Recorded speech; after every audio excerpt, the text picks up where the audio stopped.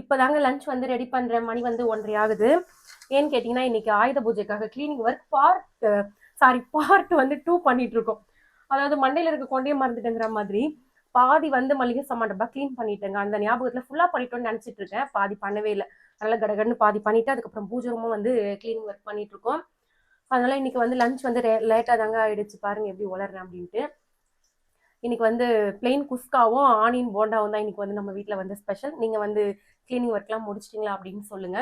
நாங்களாம் சின்ன வயசுல இருக்கும்போது ஆயுத பூஜைன்னு வச்சுக்கோங்களேன், கழனிக்கெல்லாம் போயிட்டு படைப்பாங்க மோட்டருக்கு. அதுக்கப்புறம் குலதெய்வம்லாம் இருந்தால் அங்கேயே போயிட்டு அதெல்லாம் வந்து பண்ணுவோம். அந்த ஞாபகம்லாம் வருது. பேசாம நம்ம வந்து அம்மாவுக்கு பொண்ணாவே இருந்திருக்கலாம் போல தோணுது. ஏன்னா இவ்வளோ வேலை பண்ண வேண்டியதா இருக்கு அப்படின்னு நினைக்கும் போது, ஆனா அம்மாக்களை நினைச்சா கொஞ்சம் கஷ்டமா தான் இருக்கு. இவ்வளோ வேலையும் பண்ணணும் இல்லையா? உங்களுக்கு ஆயுத பூஜைனா சின்ன வயசுல என்னென்ன ஞாபகம்லாம் வருது அப்படின்னு சொல்லுங்க. அப்படியே வந்து குஸ்கா வந்து ரெடி ஆயிடுச்சு. ஓப்பன் பண்ணி பார்த்துடலாம்.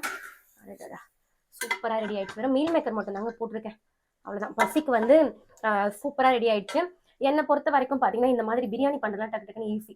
ஒரு சாதம், குழம்பு, பொரியல் அந்த மாதிரி வைக்கிறதுக்கு அவ்வளவுதான். சுட சுட சாப்பிடலாமா? அப்பா செம்ம சூடுங்க.